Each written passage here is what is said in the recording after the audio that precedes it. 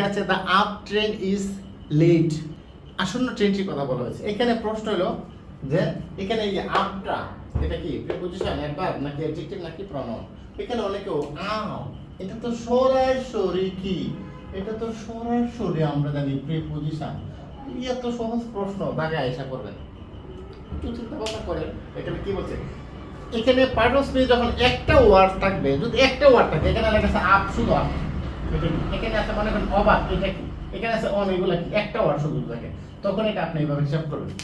এটা প্রিপজিশন, এখানে গো একটা ওয়ার্ড, এটা ভার্ব, স্লোলি, হ্যাঁ এখানে একটা ওয়ার্ড আছে স্লোলি, এখানে কি, এটা অ্যাডভার্ব, রহিম এখানে প্রপার নাউন। যদি একটা ওয়ার্ড থাকে আর যদি কোনো সেন্টেন্সের মধ্যে থাকে, মনে করবেন এখানে জালেমা আছে 100%, মানে কি, হ্যাঁ ঝামেলা আছে।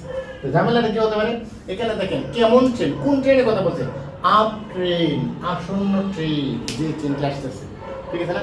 দেখেন এই আপ দ্বারা কিন্তু এই ট্রেনের একটা পজিশন, একটা অবস্থা, কোন ট্রেন, কেমন ট্রেন, আপ ট্রেন, আসন্ন ট্রেনটি। তার মানে এটা এখানে প্রিপজিশন না। প্রিপজিশনের কাজ কি জানেন? প্রিপজিশনের কাজ হলো একটা নাউন, নাউন ফ্রেজ অথবা নাউন ক্লজ, এগুলোকে কি করে, মানে একটা সম্পর্ক স্থাপন করে, যে ওয়ার্ড বা নাউন বা প্রনাউনের সাথে একটা সম্পর্ক স্থাপন করে অন্যান্য শব্দের সাথে একটা রিলেশন তৈরি করে। তো এখানে বিষয়টা কিন্তু এরকম না, এটা একটা ট্রেনের একটা পজিশন, একটা অবস্থা, কেমন ট্রেন, কোন ট্রেন, কেমন ট্রেন, আপ ট্রেন, আসন্ন ট্রেন, এই জন্য এটা আনসার হবে কি, প্রিপজিশন।